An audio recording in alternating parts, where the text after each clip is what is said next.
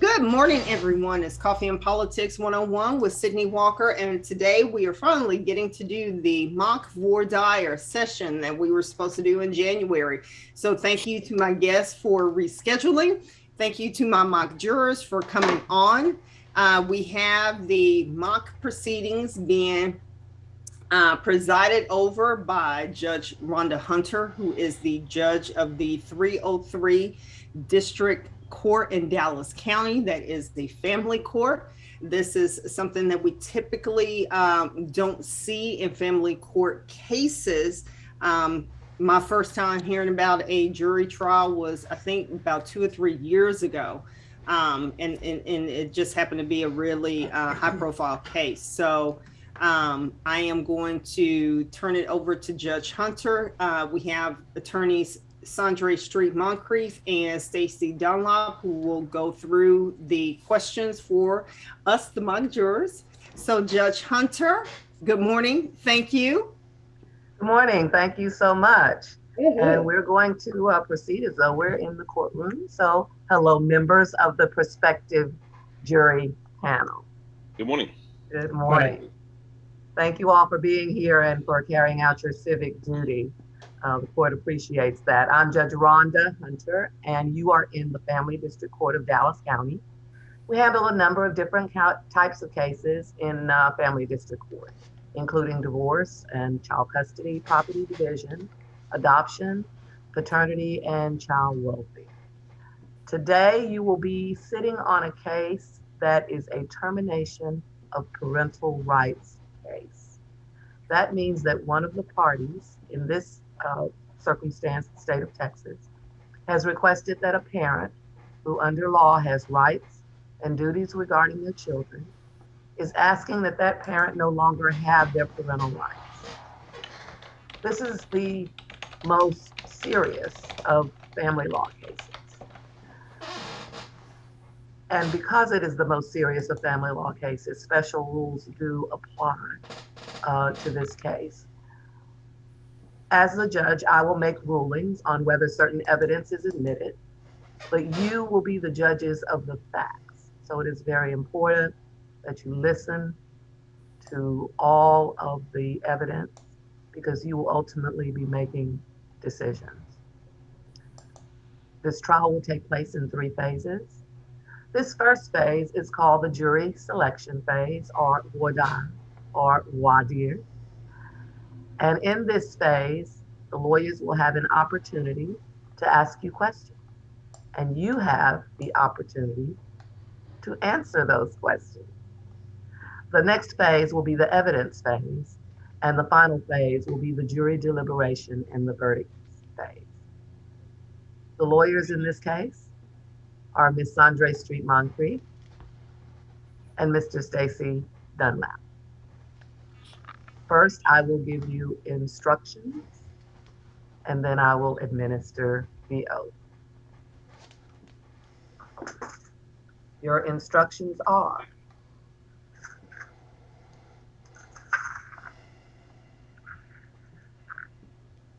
avoid looking like you're friendly with one side or the other in the case. Do not mingle or talk with the lawyers, witnesses, parties, or anyone else involved in the case. Do not accept any favors from any lawyers in this case. Do not discuss this case with anyone, even your spouse or a friend, either in person or by any other means: phone, text message, email, chat room, blog, or social networking until this case is completely over. The parties, through their attorneys, have the right to ask you questions about your background, your experiences, and your attitudes. They're not trying to meddle in your affairs. They're just being thorough and trying to choose fair jurors who do not have bias about this particular case. Remember, you are taking an oath and you will tell the truth. So be truthful when the lawyers ask you questions and always give complete answers. Now, at this time, jurors, prospective jurors, please raise your right hand. Do you solemnly swear or affirm to tell the truth in answering the questions to be propounded to you during this examination? I do. I do. Thank you. You may lower your hand. Ms. Moncrief. Okay. Good morning, ladies and gentlemen of the jury. Thank you so much for being here with us this morning. I will briefly introduce myself. I am Sandra Street Moncrief, an assistant district attorney in Dallas County, where I work under or esteemed District Attorney John Crusoe. Again, the District Attorney's Office thanks you very much for your service in coming out and being a juror this morning. We know that the jury summons never quite comes at the right time, but we do respect and appreciate your willingness to be here with us this morning. As Judge Hunter told you briefly, this is a case regarding the termination of parental rights. Termination of parental rights, what does that mean? Termination of parental rights means that a parent's rights based on decisions made here today could be forever severed. It is as if that child was never born to that parent based on an order of termination. So it is a very, very serious matter that we're here regarding today, a termination of rights. In order to get there, we, the prosecution, who I represent the Assistant District Attorney's Office, as well as my client in this case is Texas Department of Family and Protective Services, otherwise known as CPS, and we will be asking for termination of rights as to the parents seated before you today, John Brown and Mary Sue Jones. Again, we do not take this lightly, and we ask that you pay particular attention to the evidence that will be put on before you. And we are now in the voir dire phase of or termination proceedings, and this is what I refer to as speed dating. It is merely an opportunity for us to get to know you, why you think the way you think, and to maybe also clear up some questions that you may have regarding the proceedings you're going to hear. The proceedings you're going to hear today, a termination case, I know for most of you, you hear from possibly the criminal standpoint of reasonable doubt. That is not the standard that we're using today. The standard we're using today is the clear and convincing evidence standard. And it is simply as it sounds. Is the evidence clear? And are you convinced? That is the standard, and that is the burden that I, the prosecutor, as well as my client CPS are shouldering here today. That is the burden that we have to overcome, clear and convincing evidence. Wow. So without further ado, I'd like to ask you a couple of questions. Okay, I'd like to ask you a couple of questions. Is there anybody here who in no way, shape or form that could never ever agree to terminate somebody's parental rights? Nope. No. No? All right. Or a case involves the usage of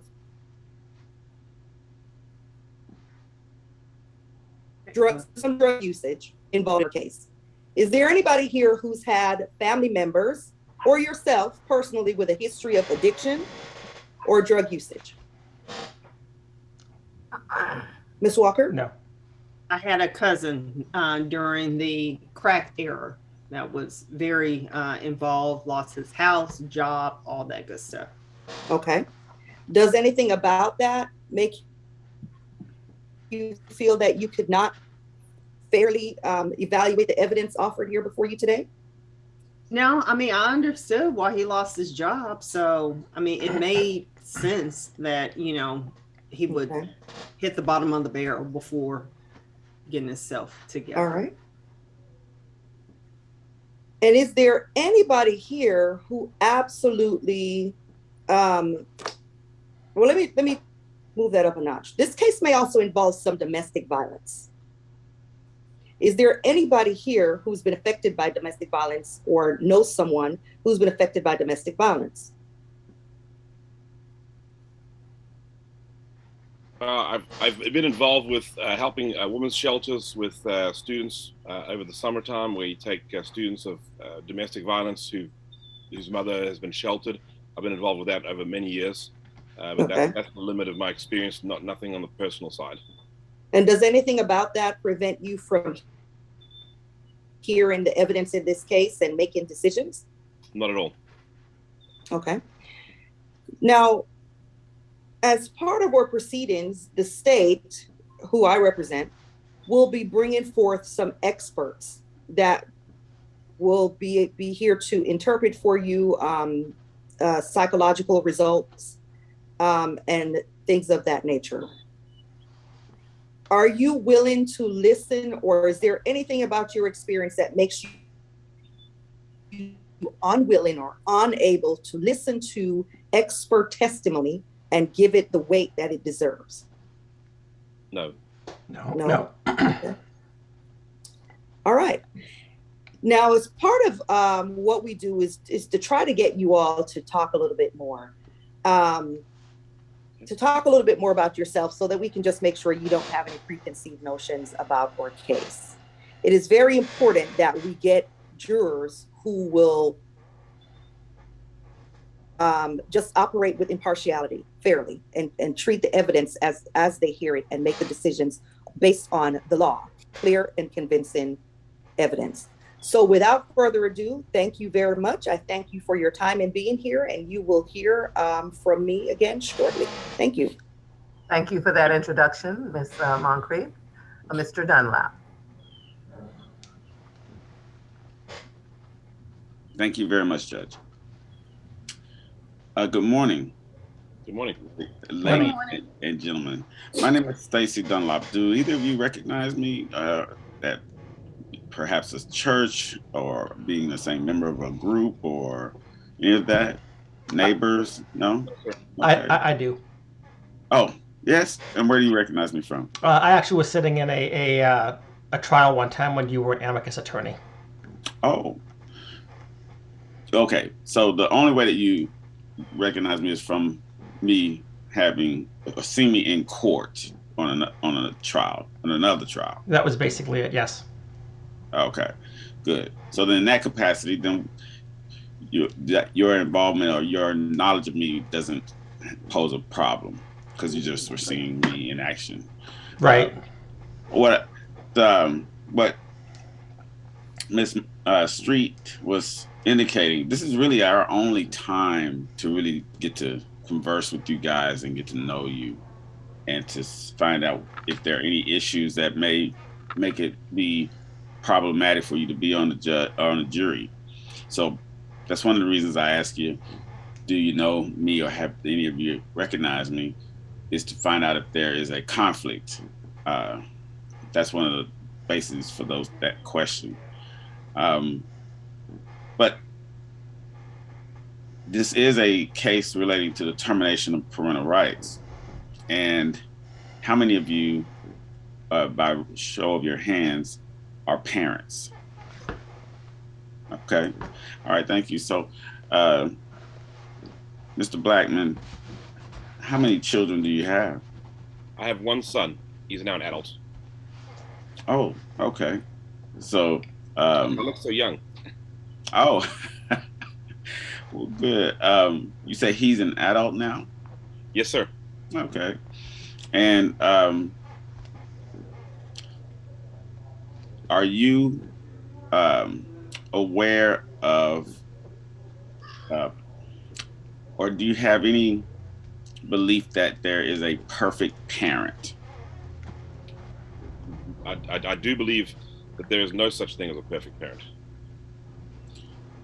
And if you don't mind, share with me why you believe that there is no such thing as a perfect parent. Because I don't believe they're perfect people. I think that we all have our faults, we all have our shortcomings, we all have our failings as humans, as individuals. And I think that permeates every aspect of our life in one form or another, whether it's with our employment, or whether it's in our family life, or whether it's our interpersonal relationships. I think all of those things are open to the errors and the what's the word? Shortcomings of just being a human. Okay, thank you. I like that. I was hoping that would be the basis, that no one can be a perfect parent, because no one can be perfect. While we may strive for perfection, we know that there's never a time when we'll be able to spike the football in the end zone and say perfection achieved, because we're human, and we're human, and the very definition of being human is meaning that we won't be perfect and that we will make mistakes. And I represent the parents in this case. And as you were just saying, Mr. Blackman, no one is perfect. That includes my clients. They're parents, and they love and care for their children, and that's why they're here. But yes, like all of us, they have made some mistakes. Mr. Morgan, Yes, how many children do you have? I have 3. Okay. And if you don't mind sharing with us, what are their ages? They're in their 20s through 30s. Oh, wow.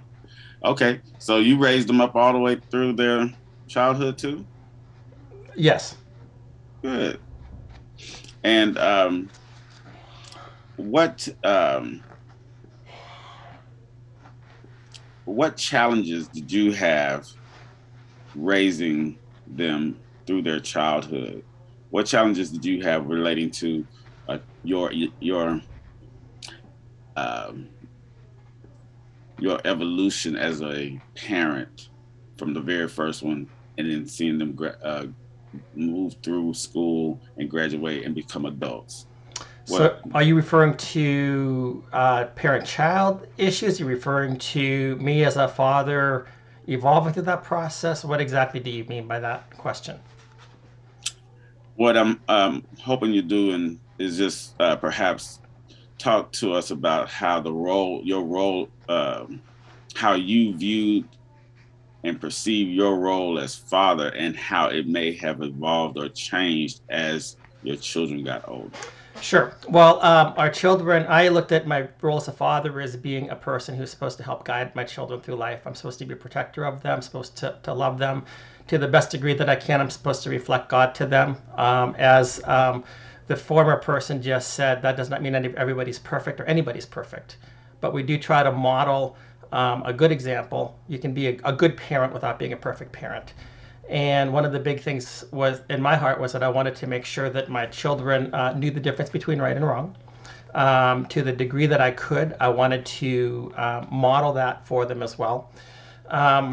There's always times that you look back at your parenthood and you say, today we have people that say, well, almost like you have to be a super father or super mother to be a good parent. I don't believe that.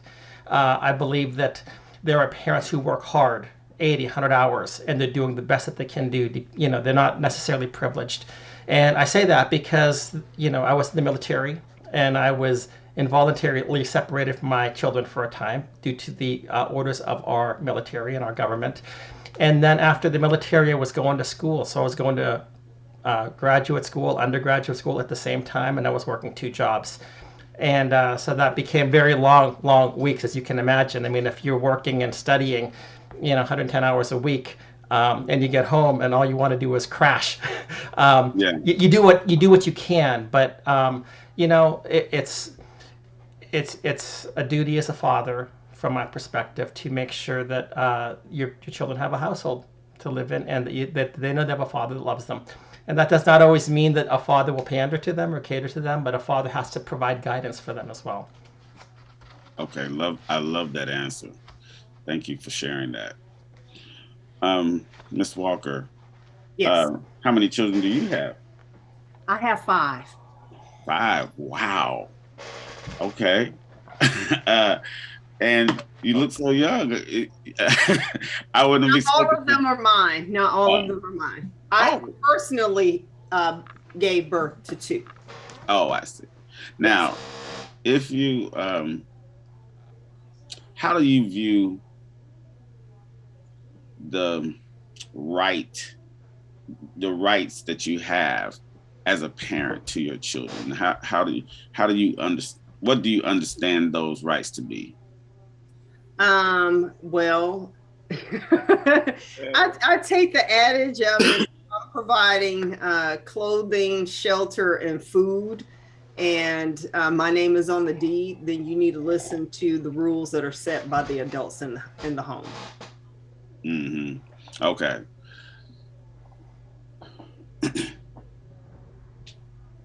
These the right to vote. Yes. Do you hold that right dear to your heart, or you do? Yes, I do. Okay. Yes, I do. Mm-hmm. Your right to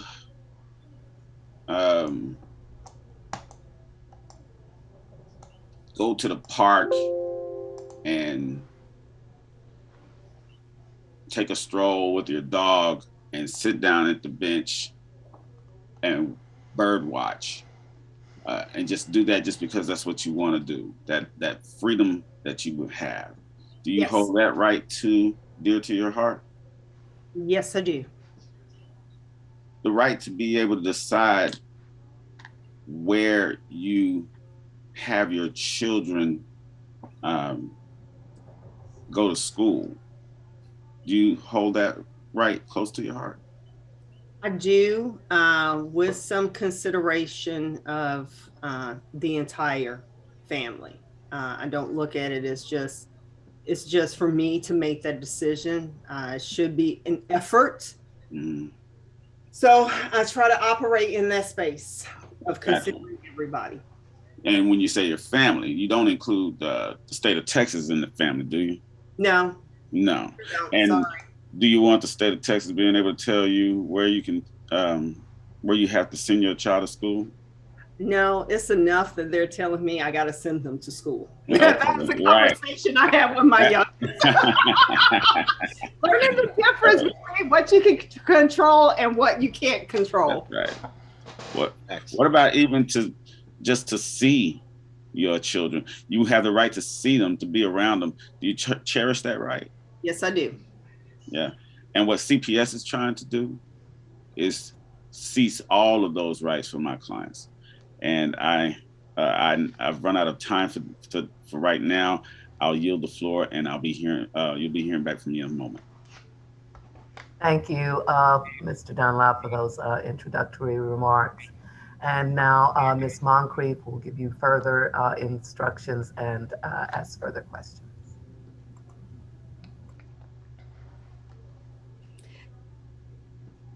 Good morning again.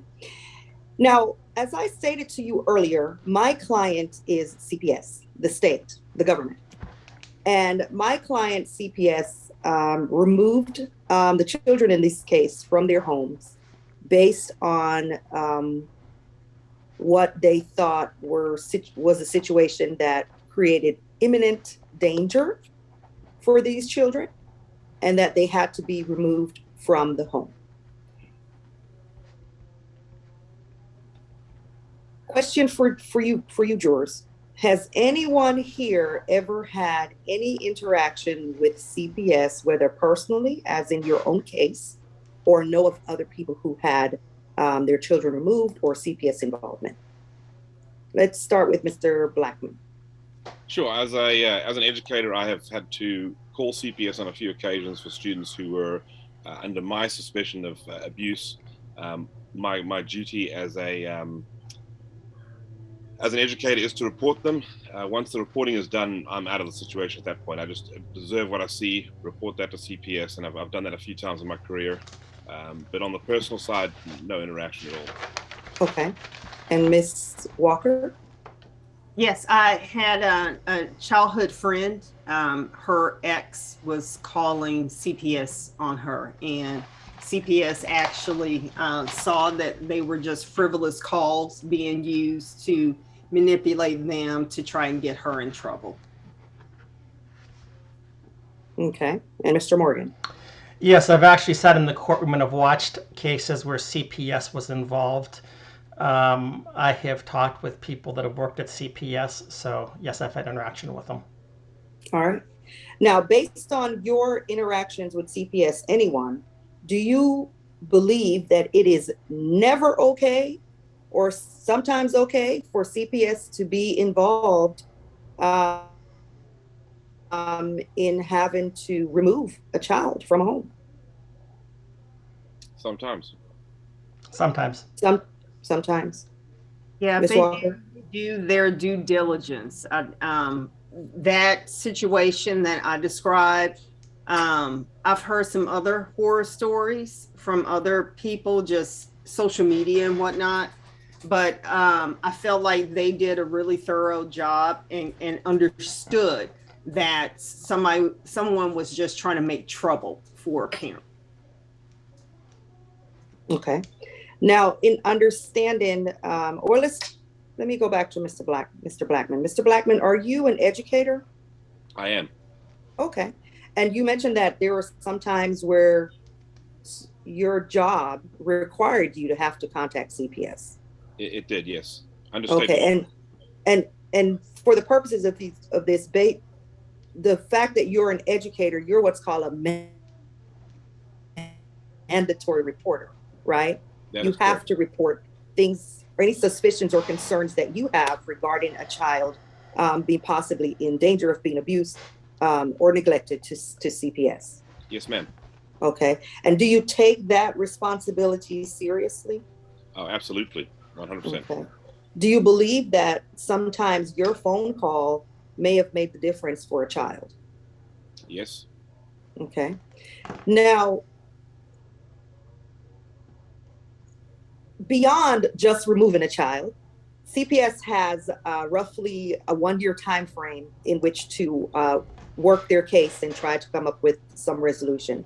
If there's no resolution resulting in a child automatically being placed back home, then a lot of times we wind up here, like we are today, where we're talking about termination of parental rights. And as I explained to you all earlier, what that entails, do you all ever believe that there are times when it is warranted for the government, CPS, to ask that a parent's rights be terminated based on certain facts?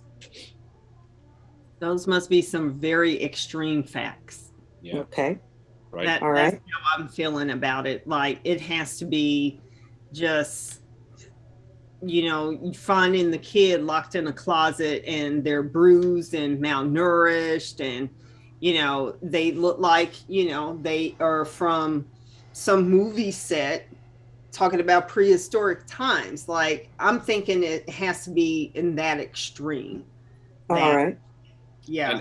And for me, I would say yes to that, and I would couple it with on the psychological side as well. I think psychological abuse would probably enter into that, but the bar has to be a little higher because psychology is a little more what's the word I'm looking for? A little more a subjective standard. So you'd have to have more evidence, I would believe, for psychological damage, but I believe psychological damage is as bad as physical damage would be to a child from the parent. Mr. Morgan? Yes, I believe they can ask it, but as we've talked about earlier, this has to be done with clear and convincing evidence, and also, there needs to be due process given to that whole termination issue. Okay. All right. I'm glad you brought it back to the clear and convincing, because remember we talked about earlier, it's not a criminal case. We're not holding, you can't hold me to the reasonable doubt standard. I just need to make the evidence clear, and I just need to convince you that certain elements have been met then for the termination to occur, along with that it's in the child's best interest. That's the other half. So we have the clear and convincing part, and then we also have the other prong. It must also be in the child's best interest for the parent's rights to be terminated. Ms. Walker, you had a question? Yes, I have been a juror on civil cases. So is that the same thing as the preponderance of evidence? No. So the way the law works, there are three different standards of evidence. The preponderance of the evidence is the lowest threshold. That one we simply refer to it as, if it walks like a duck, talks like a duck, then it must be a duck. It's just basically just a preponderance of the evidence. That's what reasonable minds which will differ, will come up with. And then we have the next level, which is the clear and convincing, and then the highest burden, which is the reasonable doubt standard. So may I ask a question? Yes, sir. So with regard to, we'll say that the preponderance of evidence is 51%. Yes. Okay. The beyond reasonable doubt, that would be maybe 95, 98, 99%, 100%. Clear and convincing, what is that considered? Is that an 80%, 85, 90%? What are you looking at on a percentage basis? We try not to really put it in percentages. It's just my burden is just to make sure that the evidence that I give you is as clear, not clear as mud, but as clear as possible. And for me to kind of put a percentage on it would lead my my opposing counsel over there to object. So I guess my question would be is that, you know, between the other jurors and myself, we might have a different idea of what clear and convincing is. The juror to my left here, Miss Walker, might think that clear and convincing evidence is 65%. Mr. Blackman might think that it's 95%. So that's what I'm trying to figure out, because we might be rendering the same opinion, but we may have different thresholds. So that's why I was trying to put some type of a quantitative measure to the idea of clear and convincing. Okay. And I also have one other question after that. Go ahead. We're going to urge you guys not to think in terms of percentages. We're just going to urge you all just to think in terms of the law. And at this time, I'm going to turn it back over to Mr. Dunlop. Thank you very much, Ms. Moncrief. Mr. Dunlop, if you could unmute, please. Yes, thank you, Judge. You're welcome. So, I only have a little bit of time left, so I wanted to sort of unpack some things. Yes, sometimes people describe the notion of preponderance of the evidence as a 51%, but that's not actually true. It's actually more than 50%. It's not, and there's a whole lot between 50% and 51%. So to meet the burden of a preponderance of the evidence, you don't have to get to 51%. You just have to be just that little bit amount, whatever it is, however small it is. It has to be just that much over the 50%. And the reason I want to bring that to your attention, or at least sort of make that nuance clear, is just, it's the same on the way of trying to determine what clear and convincing is in a percentage type basis. It can't be reduced in a mathematical kind of way, in that way. It just has to be that you, as a juror that we are trying to seat in this panel, will have to use what you believe to be clear and convincing. And because my math is not good. Well, yeah, that seems to really put us in a huge, gray area. Right. If, I'm very authoritative in my parental style, or right. I'm kind of laid back and kind of let the kids do whatever, and just say, hey, not the best choice. Let's make some better choices. And they keep screwing up, and I'm still going, hey, let's make some better choices. Yeah. So I can see, parents like that being on the panel here can have some really opposing feelings or thought processes, I guess, right. with, And y'all will have to, and that's part of the duty that the jurors would have to deal with. You guys will have to, once you've heard all the evidence, go back to the deliberation room and deliberate and decide what evidence that the state brings is clear and convincing.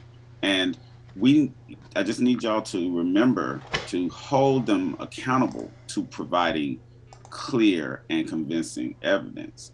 So just as a way of understanding, is there anyone here among you three jurors that believe that drug usage by either parent at any time, in any place, whether the children are around or not, is automatic. You don't need to hear anything else. Clear. You won't need to hear anything else. It will be clear and convincing evidence to you that drug usage alone is enough to terminate the parental rights of either of my clients. No. No. Anybody believe that? Okay. Is there any threshold, Ms. Walker, that you would say a type of drug that you would hear of would make you automatically believe that there's nothing else that you needed to hear, that the rights need to be terminated? No. Okay. No. Okay. What about amount of usage? Would that change your answer? Really, what would change my answer is how it's impacting their ability to take care of the kids. Oh, I love that answer. I'm glad that you are. Yeah. Okay. Yeah, that's going to be very instrumental. And also, did they give the kids any?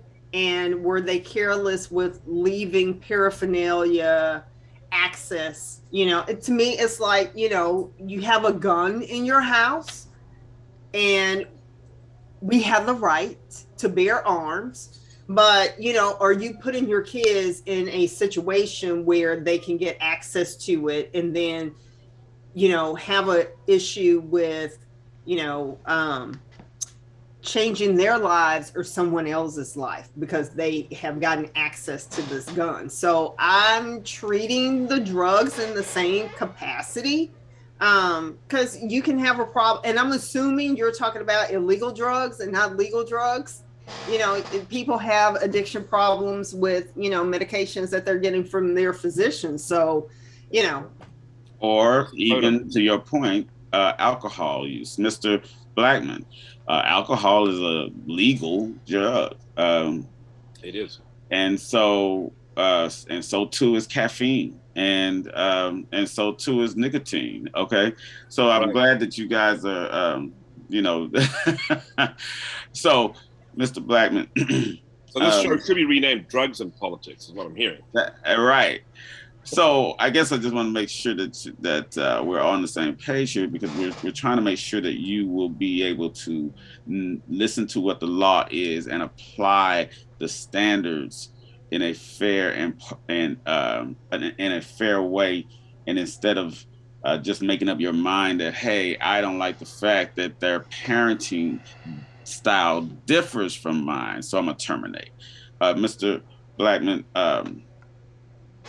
how do you feel about the state, like the government, in other words, the police arm of the government, coming in and taking your son from you when he's 10 years old? I would have some problems with that personally, because I'm not abusing drugs and neglecting my child. So for me personally, that would be a major problem. But if I was to examine a case where somebody had been a drug abuser, or even just a frequent user, I mean, abuse and use is a fine line, I think. And it also depends on the severity of the drug. I mean, we touched the easy ones: alcohol and nicotine and perhaps caffeine and those things. But ultimately, there's a spectrum of drugs. So what type of drug are they using? Because some states marijuana is legal and other states it's not. So it's a smorgasbord of various narcotics that can be utilized for people for various means. And so I'd have to evaluate the evidence of what the narcotic is, what the frequency of the use is. Was it being done in the presence of the child? Was it being done at the or allowing the child to even imbibe it? I mean, I hear cases sometimes where kids have cocaine in their system, or they have other drugs in their system because they found their parents' drugs lying around. Those would be major factors for me, for sure. But the drug use itself, I'm a little more open to hear more evidence on that. Good. And that's, sir, I agree with you. And my take here is, and what I'm hoping to find out if you guys agree, is that, remember, CPS needs to be involved only if there is abuse or neglect, not if they just disagree with your parenting style. Right. I want my child to have dreadlocks at 10. And if the state doesn't like that, the state should not be able to come and take my child from me. But Mr. Morgan, Can you tell me what types of, or what type of information, what does clear and convincing mean to you when you hear those terms together, relating to either drug use or domestic violence? Clear, what kind of evidence would you think you would need to see that would be considered by you to be clear and convincing proof of some abuse or neglect? I think that's going to very much depend upon the context. That would be, and I would also be in the midst of my colleagues here or my fellow jurors looking at this. So this is it's a very speculative question to answer. But Mr. Dunlop, I wanted to ask you, you just said CPS should be involved in abuse or neglect, but I thought that Ms. Moncrief said that it had to be imminent danger. So I'm just wondering, with regard to CPS's involvement, is it imminent danger, and is it short imminent danger? Is it long-term imminent danger? Abuse and neglect. I mean, if you you can for a moment neglect something and that becomes the basis for termination of parental rights. I'm a little bit concerned right now, or confused I should say. So when you're asking me about clear and convincing, I could very easily say, well, yes, that person neglected that child at that moment, but that doesn't necessarily mean that that was imminent danger, and it doesn't necessarily mean that it was abuse. So I need a little bit of clarification on what we're looking for right now. Thank you. And I will have to yield the floor, but just a quick answer is that the jury charge, if you end up being on the jury charge will have definitions in there to help you know that information. Great. Thank you so much. Mm-hmm. All right. At this point, I wanted to instruct the jury of Nearman that the judge will give you instructions and definitions on the burden of proof and on clear and convincing evidence. And you will be required to follow the law on that point. Thank you all very much for your attentiveness and for answering the questions of these lawyers at this time. Righty. All right, now we're going to go into a discussion with the lawyers about what they think about each of these jurors and their concerns about whether they would want them on this jury or not want them on this jury. And then we're going to have the members of the jury tell us what their thoughts are regarding the questions that were asked to them. First of all, I wanted to say that I thought the lawyers did a great job, because what you're trying to do in the jury selection process is to get people talking, because it's we all have experiences that we've had. We all have biases that affect how we would sit in a certain case. People hear the term bias and they think it's all negative. No, we in the law deal with biases all the time. So we're trying to find out if this case is the kind of case that would be best type of case for us to have you sit on. For instance, if you were in a car accident last week and you are in jury selection on a car wreck case this week, I don't care what happened in the car wreck, you're probably not going to be somebody I want on that jury this week. Right. Yeah.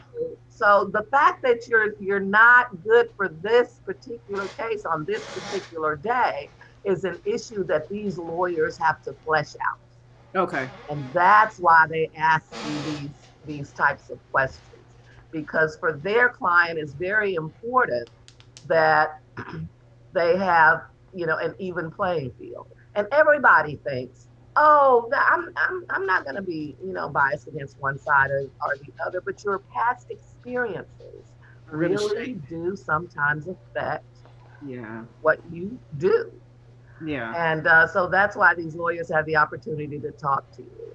So at this time, let's have a dialogue with Ms. Moncrief and Mr. Dunlop about their concerns about whether to put the jury, these people on the jury. Let me also say that in jury selection, we don't pick jurors. It's not, I'm going to take Ms. Walker and I'm going to take Mr. Morgan. It's not that. We deselect. So you actually have strikes. and you have a certain number of people you can strike. And if you just don't like anybody, then you're going to have a problem because you only have a certain number of people you can strike, and the rest of those people are going to get back on the jury. Yes. So I want everybody to really understand, because you made a great point with the strikes. So basically, everybody who comes in for the voir dire, they're a juror until they're stricken. That's correct. You're Okay. you're going to be on the jury unless and until someone is able to remove you from that. And there are two ways they can do that. You can be removed for cause, which means there's something that you said in your answering the questions that is such that there's not really a way the judge can have you sit on this case. Okay. So that's a strike for cause. And Okay. then there are preemptory challenges, which means that the lawyers don't have to tell us the reason. They have a certain number of those challenges and strikes that they can use. So let's have a discussion between Ms. Moncrief and Mr. Dunlap about how they would go about determining their strikes based on the very limited information you all gave today. Very limited information. Yes, it really is very limited. Maybe you all can talk about that too. Sure. All righty. So, Sandra? Okay, so I'm going to use one of my strikes for Mr. Morgan. Just one of my Why is that? strikes for cause. Huh? Why is that? So I'm concerned that Mr. Morgan got a little confused, was already getting a little confused about the terms of art that we use. And some of that was probably your fault. Like when I say words like imminent danger, and when I say, I think it was something that Stacy said, and then in the trying to apportion a percentage to the standard, because that I could see him back in a jury room, and we're just talking frankly. I could see him back in a jury room winding up with my entire jury confused. Well, but the question was, you did not clearly lay out what these things meant. Mm-hmm. So therefore, let me finish speaking here. But you did not lay out clearly what these terms meant. Uh-huh. So therefore, the confusion was that we would have this wide spectrum. And I think that, the same way that you're asking us different, questions for voir dire, I should be able to say, what exactly do you mean here? I don't know exactly. Mm-hmm. If you use a term I don't know, it's Right. not improper for me to ask a definition. And I also think, too, from my perspective, first off, I knew you were going to strike me because of the question that I asked. But because, and my bias is this, because you want to make your case and you don't want to have somebody in there who might say, wait a minute, this is a thinking person. I want to get these people to hear my narrative versus somebody who might look at things very objectively. So I was expecting to be stricken by you.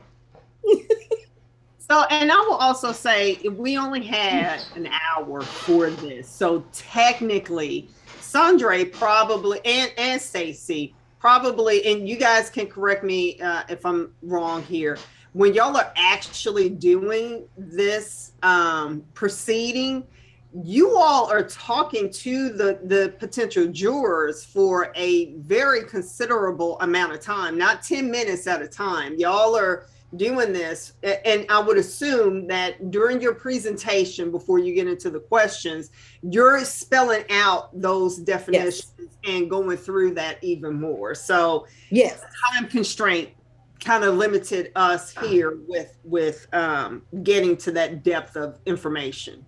That's absolutely true. I like to give the lawyers as much time as they want in a voir dire examination because it is very difficult to kind of flesh out those things and to have the jury understand it. But Mr. Morgan, you are not the only person that would walk out of a voir dire examination totally, confused about what it is that you're supposed to do at the end of this case. I mean, it's a common issue because the cases are so complicated. The laws are very strict, and you may not hear about them here in the beginning. You're not going to get the instructions until the end of the case. And so unless the lawyers can tell you here at the beginning of the case, all of that, and there's only so much they can do in the amount of time that they can. So don't feel like the Lone Ranger. You are. No. I don't. But Judge Hunter, see, I've seen this at times that have taken place because I think about what is a trial among the jury of our peers, and I've gone to some of these cases and I've thought, boy, if I were there, these are not my peers. I'm sorry because I told you about my background and how hard I worked to get to a place where I had a bachelor's degree, a couple of graduate degrees, a position that I'm in, and then I'm going to be judged by somebody who's gaming all day. And I'm like, and I'm like, wait a minute, this is not a jury of my peers. A jury of my peers would be somebody that would be, at least a little bit on the same level. So I always find that to be difficult. And as what you just said, though, is that if people don't know what they're looking at, it creates a lot of confusion. And people can make a ruling on something that they're completely confused about. And I think it's, especially in a case of parental termination, it's been called the death sentence, in a sense. Yes. So this is very, very important that in this type of a situation that we know what we're talking about, what we're looking for, because we're basically executing a death sentence on a family, on a parent, on a child, whatever. So I think it's very important that that the jurors be informed and that the jurors know what we're looking at. So that's my defense of myself and my questions, because I would have actually had more questions as well, but I know that was not the place for it.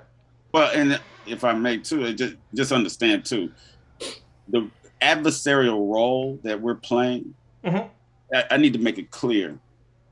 I'm trying to win. Right, absolutely you are. And understand this. And she's trying to win. And look, I go, Sandra and I have been against each other several times, and I know that she's going to do what she can to win, and I'm going to do what I can to win. And the voir dire process, I'm usually approaching it from the standpoint of, and the people who practice in this area know this. Yes, I want to get to know these jurors so that I don't be surprised by somebody being on there, but I'm also taking this as an opportunity to try to bring my charisma, make y'all like me, make you like me. And if you like me, you'll probably like my client better. I want to. And we'll listen to you more. That's right. And I want y'all. I'm trying to gauge the body language and trying to gauge your responses and seeing, do you like me? Because if you like me, I want you on my panel. Yeah. And I want you to like me more than my opponent. So hey, I'm wittier. Hey, I'm more deferential to you. I talk about, oh, I like your answer. Oh, that I like that. That really makes a lot of sense to me. Sounds like you and I are peers in that way. You and I are together. So remember that when you go to the jury deliberation room, remember who your friend is. I'm trying during the voir dire process to make all of y'all my friends. So forget about the evidence and the arguments. Because I'm trying to win.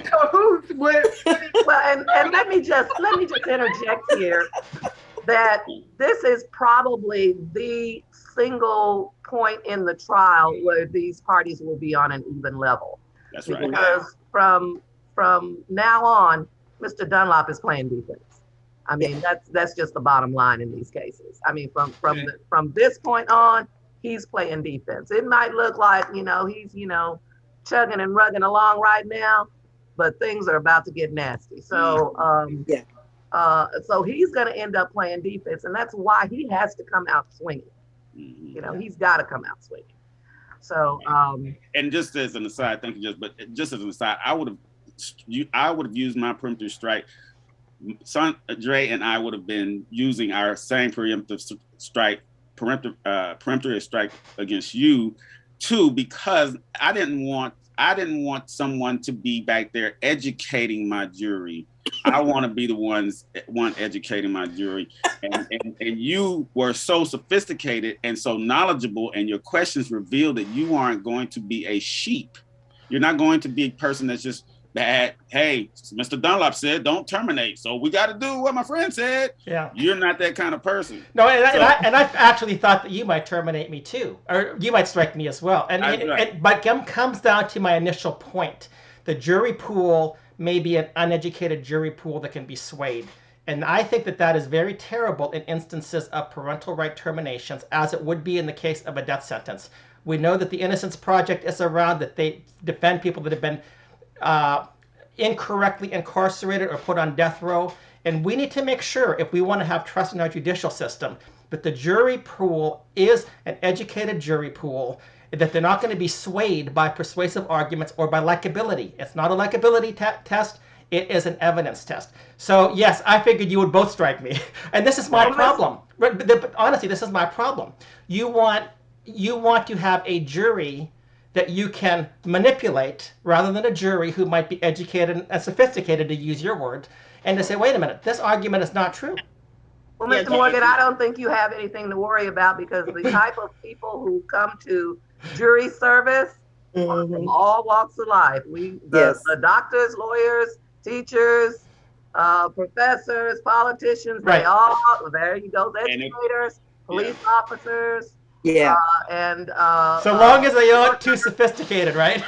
Workers, they all show up for jury service, thank goodness. So, but it's so important. What you said leads us to the point that it's so important that people actually do come and serve on these juries. That's the whole point of why I've done this for the civil courts. I've done this for the criminal courts, and now for the family courts, because people think of jury duty as something arduous to do versus coming and giving of their civic duty in another place that as society we are responsible for. And listening to Sandra talk about the termination, and also Judge Hunter talking about the termination of someone's parental rights, that pained me, because you're talking about changing somebody's lives forever. And even when the kid turns 18, then they can go out and seek that parent and try to have a relationship with them. It has been damaged immensely. Not to say everything that led up to this proceeding has damaged everybody, but that is very extreme. And for me, the criminal side, where it has to be, the bar is really high because you're changing somebody's life with incarcerating them.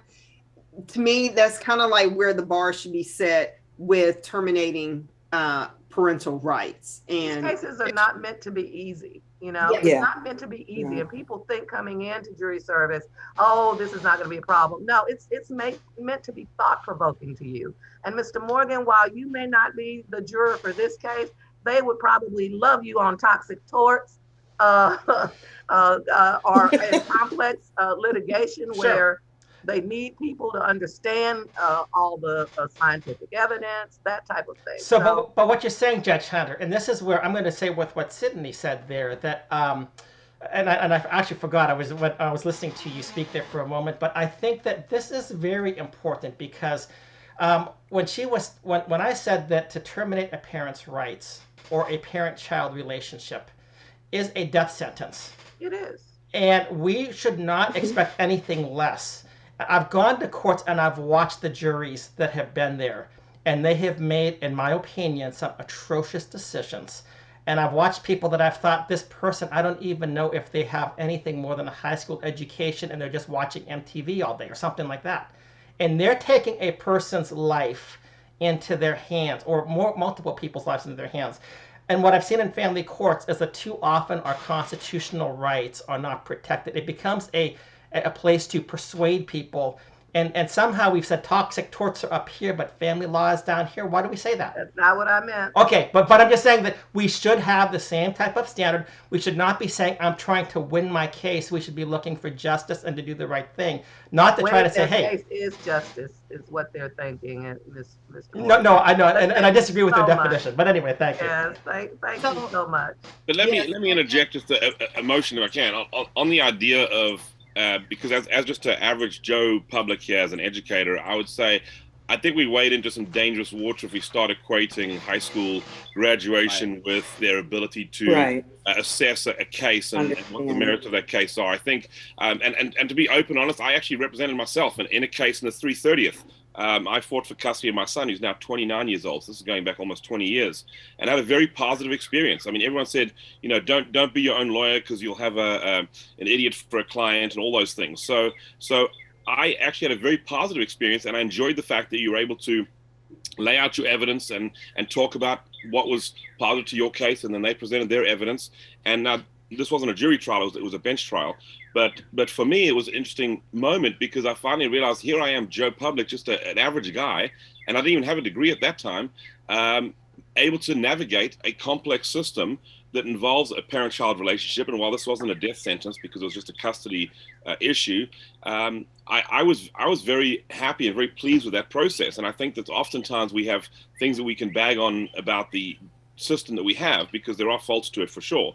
But I think coming from South Africa, where it was a complete crapshoot if you ever got into the legal system, this is a very solid system. I do like the fact that you can get a person on that might not even have a high school diploma, but would still be able to listen to the evidence, judge it, and evaluate it based on the standards that were given by, like Judge Hunter would say, this is the standard and the evidence that we have, and then judge it from there. I don't think you need to know, you know, the Krebs cycle in a cell for biology 101 to be able to evaluate the parent-child relationship. And that was not what I was saying. I do want to close this out because it is 11 o'clock, so I want to be mindful of everybody's time. Thank you guys so much for coming on and walking us through.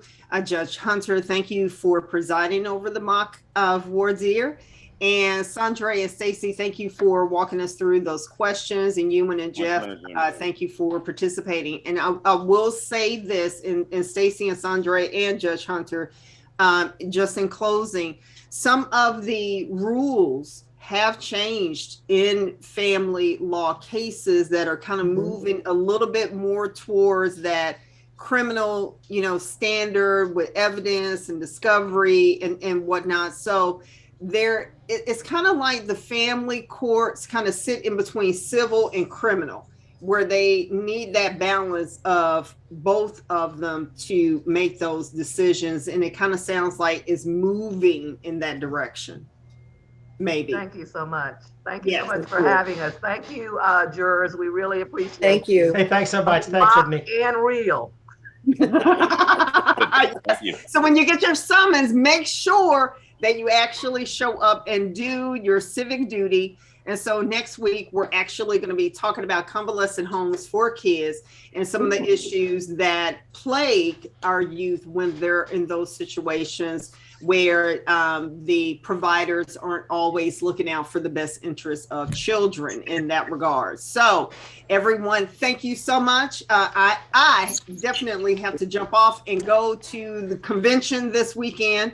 And everybody, looks like a lovely Saturday. Go enjoy your family and friends. Life is too short. Enjoy yourself. Enjoy everyone. Thank you, and see you next Saturday. Thank you so much. Thanks, everybody. Bye. Bye now.